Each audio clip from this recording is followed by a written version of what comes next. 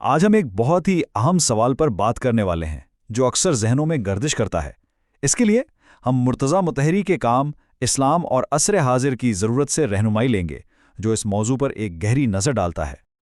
تو سوال یہ اٹھتا ہے کہ کیا ایک ایسا عقیدہ جو صدیوں پرانا ہو وہ آج کی اس تیز رفتار اور پیچیدہ دنیا کے مسائل کو حل کرنے کی صلاحیت رکھتا ہے؟ یہ ایک بنیادی سوال ہے اور یہی وہ چیلنج ہے جس سے دنیا بھر کے مفکرین نمٹنے کی کوشش کر رہے ہیں۔ اچھا، اس سوال کو ٹھیک سے سمجھنے کے لیے ہمیں تھوڑا پیچھے جانا پڑے گا، اس کی جڑ تک۔ تو پہلا حصہ اسی پر ہے، جدیدیت کا چیلنج۔ اگر ہم تاریخ کو دیکھیں، خاص طور پر یورپی نشاط ثانیہ کے بعد، تو ایک سوچ ابھر کر سامنے آئی کہ مذہب تو ماضی کی بات ہے اور سائنس ہی مستقبل ہے۔ اس نظریے نے مذہب اور ترقی کو ایک دوسرے کے آمنے سامنے لا کھڑا کیا، جہاں ایمان کو ایک ٹھہری ہوئی چیز اور دنیا کو مسلسل بدلتے ہوئی حقیقت سمجھا جانے لگا۔ لیکن اسی فکری ماحول میں ایرانی اسکالر مرتضیٰ مطہری ایک بالکل مختلف نظریہ پیش کرتے ہیں۔ وہ اس چیلنج کا جواب ایک ایسے فریم ورک کے ذریعے دیتے ہیں جو اسلام کی اپنی روح کے مطابق ہو۔ تو آخر مطہری کا وہ فریم ورک کیا ہے؟ چلیے ان کے مرکزی خیال کو سمجھتے ہیں۔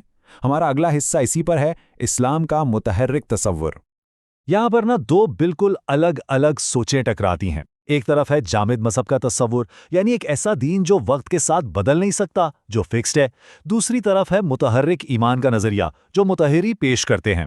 یہ اسلام کو ایک زندہ اور ہمیشہ آگے بڑھنے والی حقیقت کے طور پر دیکھتا ہے۔ مطہری کا جو سب سے بڑا دعویٰ ہے وہ یہ ہے کہ تبدیلی کو اپنانے کی یہ صلاحیت باہر سے نہیں آتی، یہ خود اسلام کے اندر موجود ہے۔ وہ کہتے ہیں کہ اسلامی قوانین اس طرح بنائے گئے ہیں کہ وہ معاشرتی ترقی کا ساتھ دیں، نہ کہ اس کی راہ میں رکاوٹ بنے۔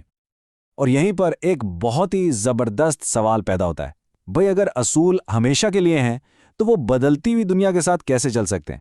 یہ ایک تضاد سا لگتا ہے اور اس کا جواب ہی ہمیں اگلے حصے کی طرف لے جاتا ہے۔ اس بظاہر تضاد کا جواب ہی مطہری کے نظریے کا دل ہے۔ آئیے اس سے سمجھتے ہیں۔ مستقل اور متغیر اصول۔ اس پورے آئیڈیا کو سمجھنے کے لیے دو عربی لفظوں کو سمجھنا بہت ضروری ہے۔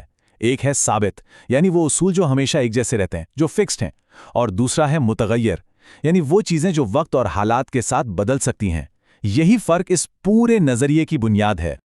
تو یہ مستقل اصول یا ثابت ہیں کیا؟ یہ وہ بنیادی سچائیاں ہیں جن پر اسلام کھڑا ہے، جیسے اللہ کی وحدانیت یعنی توحید کا عقیدہ، انصاف کا قیام اور انسان کی عزت اور وقار۔ یہ وہ بنیادیں ہیں جو کبھی نہیں بدلتیں، چاہے زمانہ کوئی بھی ہو۔ تو پھر یہ متغیر کیا ہے؟ یہ ہے ان مستقل اصولوں کا اطلاق، یعنی ایپلیکیشن۔ مثال کے طور پر ہم انصاف کے اصول کو آج کے معاشی نظام پر کیسے لاگو کریں گے، یا انسانی وقار کے اصول کو نئی ٹیکنالوجی کے دور میں کیسے سمجھیں گے؟ اسی دائرے میں لچک اور تبدیلی کی گنجائش موجود ہے۔ اس کو سمجھنے کا ایک بڑا اچھا طریقہ ہے، سوچیں کسی ملک کے آئین کے بارے میں۔ آئین وہ بنیادی ثابت اصول دیتا ہے جو بدلتے نہیں ہیں، لیکن پارلیمنٹ وقت کے ساتھ ساتھ انہی اصولوں کی روشنی میں نئے متغیر قوانین بناتی رہتی ہے تاکہ بدلتے حالات کا سامنا کیا جا سکے۔ لیکن یہاں پھر ایک سوال اٹھتا ہے کہ ان مستقل اصولوں کو نئے مسائل پر لاگو کون کرے گا اور کیسے کرے گا؟ یہیں سے ہمارا اگلا حصہ شروع ہوتا ہے، عقل کا کلیدی کردار۔ اور یہیں پر اجتہاد کا کانسیپٹ سامنے آتا ہے۔ اجتہاد دراصل وہ فکری اور علمی کوشش ہے جس کے ذریعے ایک عالم دین عقل اور استدلال کا استعمال کر کے بنیادی اصولوں سے نئے مسائل کا حل نکالتا ہے۔ یہ محض ذاتی رائے نہیں ہے بلکہ ایک منظم علمی عمل ہے۔ تو یہ کام ہوتا کیسے ہے؟ اس کے سمجھے 3 سٹیپس ہیں۔ پہلا قدم، قرآن یا سنت سے بنیادی اصول کو پہچاننا۔ دوسرا قدم، جو بھی نیا مسئلہ درپیش ہے اسے گہرائی سے سمجھنا۔ اور تیسرا اور آخری قدم، اجتہاد کے ذریعے ان دونوں کو جوڑ کر ایک ایسا حل نکالنا جو اصول کے بھی مطابق ہو اور وقت کے تقاضے بھی پورے کرے۔ تو اصل بات کیا نکلی؟ اس نقطۂ نظر میں عقل اور ایمان ایک دوسرے کے مخالف نہیں ہیں، بلکہ عقل وہ ٹول ہے، وہ پل ہے جو ایمان کو ہر دور میں زندہ اور متعلقہ رکھتا ہے، جو ماضی کی لازوال سچائی کو آج کی دنیا سے جوڑتا ہے۔ تو ہم نے اب تک جو کچھ سمجھا، آئیے اس کا خلاصہ کرتے ہیں اور پھر ایک آخری بہت اہم سوال پر غور کرتے ہیں۔ اس پوری بحث کا خلاصہ یہ ہے کہ پہلی بات، اسلام کو ایک جامد نہیں بلکہ ایک متحرک نظام کے طور پر دیکھا جا سکتا ہے۔